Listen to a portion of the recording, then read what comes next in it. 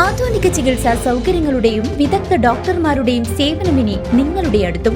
വിശ്വസ്തതയുടെ പര്യായമായ Chelakkara Jeevodaya mission ആശുപത്രിയിൽ 7 ഡിപ്പാർട്ട്മെന്റുകൾ പ്രവർത്തിക്കുന്നു. കൂടാതെ 24 മണിക്കൂറും പ്രവർത്തിക്കുന്ന ഫാർമസി, ലാബ്, എക്സ്റേ, അത്യാഹിത വിഭാഗം എന്നിവയുമുണ്ട്.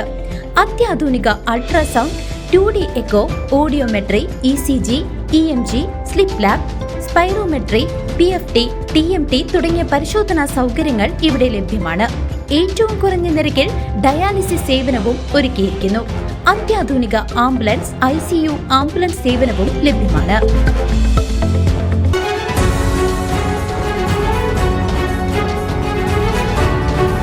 പഴയന്നൂർ പുളിങ്കൂട്ടം നയാര പെട്രോൾ പമ്പിന് മുൻവശം നടന്ന അപകടത്തിൽ യുവതി മരിച്ച സംഭവത്തിൽ പഴയന്നൂർ പോലീസ് കേസെടുത്തു. അപകടത്തിന്റെ CCTV ദൃശ്യങ്ങൾ CCVക്ക് ലഭിച്ചു. അമിത വേഗതയിലെത്തിയ 2 ബൈക്കുകൾ സ്കൂട്ടറിൽ ഇടിച്ചതാണ് ദുരന്തത്തിന് കാരണമായത്.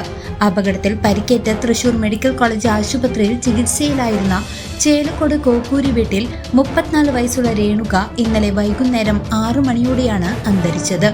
രേണുകയുടെ ഒപ്പമുണ്ടായിരുന്ന 9 വയസ്സുള്ള മകൾ ആരാധ്യ ഗുരുതര പരിക്കുകളോടെ മെഡിക്കൽ കോളേജ് ആശുപത്രിയിലെ തീവ്രപരിചരണ വിഭാഗത്തിൽ ചികിത്സയിൽ തുടരുകയാണ്. കുട്ടിയുടെ കൈക്ക് ഒടിവുണ്ട്. കൂടാതെ തലയ്ക്ക് ആഴത്തിൽ പരിക്കേറ്റതായും മെഡിക്കൽ റിപ്പോർട്ടുകൾ സൂചിപ്പിക്കുന്നു. പഴയന്നൂർ ചേലക്കര റോഡിലൂടെ സ്കൂട്ടറിൽ വരികയായിരുന്ന രേണുക പെട്രോൾ പമ്പിലേക്ക് തിരിയുന്നതിനായി ഇൻഡിക്കേറ്റർ ഇട്ട് നിൽക്കുന്ന സമയത്താണ് പിന്നാലെ അമിത വേഗതയിലെത്തിയ 2 ബൈക്കുകൾ ഇടിച്ചത്.